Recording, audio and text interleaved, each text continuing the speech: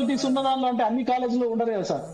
ప్రసన్న గారు నేను చెప్తా ఈ రోజు ఏంటంటే ఇప్పుడు సారు డిగ్రీ కాలేజీలకు సంబంధించి మేము అన్ఎంప్లాయీస్ కళాశాలలు పెట్టుకున్నాము, మా యొక్క బ్రెడ్ అండ్ బటరు దానిపైనే ఆధారపడి ఉంది అనేటటువంటిది వాళ్ళు చెప్తున్నారు.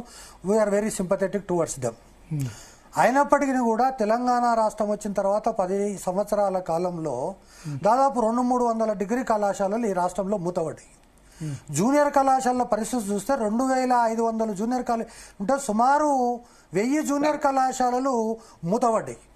అయితే ఇక్కడ నేను ఒక విషయం ప్రసన్న హరికృష్ణ గారు చెప్పిన దానికి నేను ఒకటి యాడ్ చేద్దామనే ఉద్దేశంతో చెప్తున్నా. అంటే సమాజంలో ఉండే నాలాంటి వాళ్ళు ఏం ఆలోచిస్తున్నారు అంటే గజ్వేల్లో జూనియర్ కాలేజ్ డిగ్రీ కాలేజీలో దాదాపు 1000 మంది చదువుకోవడానికి అవకాశం ఉంది. కానీ ఆ జూనియర్ డిగ్రీ కాలేజీలో 300 మంది కూడా చేరతలేరు. కానీ ఆ పక్కన ఉన్న ప్రైవేట్ 3 డిగ్రీ కాలేజీలు ఏర్పడ్డాయి. కాబట్టి అసలు డిగ్రీ కాలేజీల్లో మరి ఫెసిలిటీస్ లేవా అంటే దాదాపు లంకంత జూనియర్ కాలేజీ ఉంది గజ్వేల్లో. అదేవిధంగా టీచర్స్ లేరా అంటే no teacher without the NET SLET PhD. అటువంటి పరిస్థితుల్లో ఈ డిగ్రీ కాలేజీలకు రియంబర్స్మెంట్ అవసరమా అనేటటువంటి ఒక చర్చ ఉంది. రెండవది, ఈరోజు ఇంజనీరింగ్ కళాశాలల్లో కూడా దాదాపు 60-70 కాలేజీలు మూతపడ్డాయి. అవన్నీ కూడా ఇప్పుడు రెసిడెన్షియల్ స్కూల్స్గా మారిపోయినాయి. కాబట్టి ఇప్పుడు ఉన్నటువంటి పరిస్థితుల్లో 2 రకాలైనటువంటి పరిస్థితులు ఉన్నాయి. ఒకవైపు ఇవి చూడాల్సినటువంటి అవసరం ఉంది, ఒకవైపు బట్ అల్టిమేట్గా ఫీజు రియంబర్స్మెంట్ ఇవ్వడం అనేటటువంటిది రాష్ట్ర ప్రభుత్వం యొక్క బాధ్యత. కానీ గత ప్రభుత్వం లాగా కాకుండా ఈరోజు మా రమేష్ అన్న కూడా చాలా ఉత్సాహంగా చెప్తా ఉన్నాడు. మంత్రులతో కలిసినాము, ముఖ్యమంత్రి గారితో కలిసినాము, డిప్యూటీ సీఎంతో కలిసినాము, మీరు రేపు జేఎన్టీయూలో ఒక మీటింగ్ కూడా పెట్టుకొని సామరస్యపూర్వకంగా ఈ సమస్యను పరిష్కారం చేసుకొని, ఎందుకంటే గత ప్రభుత్వం వేధించినట్టుగా కాలేజీల వెనుకబడి మీరు మూసేస్తారా సస్తారా అని పోలీసులను పెట్టి వేధించి చంపేటటువంటి పరిస్థితి ఈ రాష్ట్రంలో లేదు. ముఖ్యమంత్రి గారు కూడా వన్ టైం రాష్ట్రం లేదంటే ఒక 300 కోట్లు తప్ప ఈ 22 నెలల్లో రిలీజ్ చేసి నెగ్లిజిబుల్ అమౌంట్ కదా. అంటే రాష్ట్ర ప్రభుత్వానికి ఈ రోజు ఉన్నటువంటి పరిస్థితుల్లో మా ఉద్యోగులకు సంబంధించి కూడా మమ్మల్ని కోసుకొని తినండి అనేటటువంటి తెలుగు పోలీస్ అవార్డ్స్ లో చెప్పారు.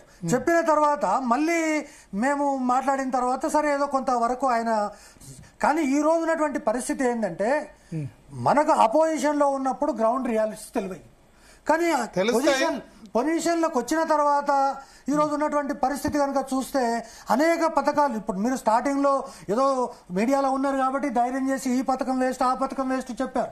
కానీ నేను చెప్పగలనా, రైతు ఇప్పుడు ఇంతెందుకండి, మా మాజీ యువరాజు గారు చెప్పారు రైతులకు ఇవ్వాలన్నా ఉద్యోగులకు ఇవ్వాలన్నా మీరే చెప్పండి అంటే అందరూ రైతులకు ఇవ్వండి అంటే రైతులకు ఇచ్చాం ఉద్యోగులకు లేదన్నాడు. సో అదేవిధంగా ఈ రోజు ఉన్నటువంటి పరిస్థితుల్లో నేను మరొకసారి గౌతమ్ రావు గారికి కానీ అదేవిధంగా అరోరా రమేష్ గారికి కానీ ప్రభుత్వం కొంత సానుకూలంగా ఉంది కాబట్టి దీనికి ఏదో ఒక పరిష్కార మార్గంగా మధ్య మార్గంగా చూసి తర్వాత ఏవైతే డిగ్రీ కళాశాలలు అన్ఎంప్లాయీస్ పెట్టుకున్నారో వాళ్ళకి సంబంధించినటువంటి 70% స్టూడెంట్స్ వాళ్ళ దగ్గర ఉన్నారు.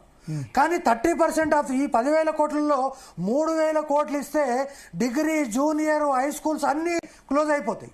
కాబట్టి ఆ విధమైనటువంటి పరిస్థితి లాస్ట్ లో మిగతా 70% ఇంజనీరింగ్ కాలేజీలకే ఉంది. కానీ ఇంజనీరింగ్ కూడా మోస్ట్లీ ఇప్పుడు ఈ ఏవైతే మీరు చెప్పారో కోళ్ల ఫామ్ లో ఇంజనీరింగ్ కాలేజ్ పెట్టారు అవన్నీ కూడా దాదాపు పోయినాయి కదా. ఇప్పుడు అడ్మిషన్స్ కోళ్ల ఫారాలే కాదు, నేను even I'm thankful to KCR. కోళ్ల ఫారాల కాలేజీలు మూసేశాడు, తర్వాత రైస్ మిల్ల కాలేజీ మూసాడు, పెద్ద పెద్ద ఇంజనీరింగ్ కాలేజీ తీసుకొని రెసిడెన్షియల్ స్కూల్స్ పెట్టాడు. సో కాబట్టి వాళ్ళు కూడా సెట్. ఇప్పుడు ఇంతకు ముందు ఉన్నటువంటి పరిస్థితుల్లో అరోరా రమేష్ గారు ఒకవేళ పరిస్థితులు అదే విధంగా కొనసాగితే ఇంకో 50 కాలేజీలు పెట్టేవాడు. కానీ పరిస్థితి అట్లా లేదు. కాబట్టి వాళ్ళు కూడా అర్థం చేసుకొని ఇంజనీరింగ్ కాలేజీలు కూడా తక్కువైనాయి. ఇప్పుడు దాదాపు 170 కాలేజీలు మాత్రమే ఉన్నాయి నా లెక్క ప్రకారం అయితే. సో కాబట్టి ఇప్పుడు ఉన్నటువంటి పరిస్థితుల్లో క్వాలిటీ ఉన్నాయా? నేనేమంటున్నా 170లో క్వాలిటీ గురించి మాట్లాడాలనుకుంటే సుమారు 25 కాలేజీలు మాత్రమే క్వాలిటీ ఉన్నాయి. మిగతా అన్ని ఏదో నడుస్తున్నాయంటే నడుస్తున్నాయి అనేటటువంటి పద్ధతిలో ఉన్నాయి. అరోరా రమేష్ గారు చెప్పినట్టుగా అందులో 100% రిక్రూట్మెంట్ క్యాంపస్ రిక్రూట్మెంట్ జరుగుతున్నాయంటే అంగీకరించే స్థితిలో నేను లేదు. వేణుమాధవ్ గారు చెప్పాలనుకుంటారు. సార్ భరత్ గారు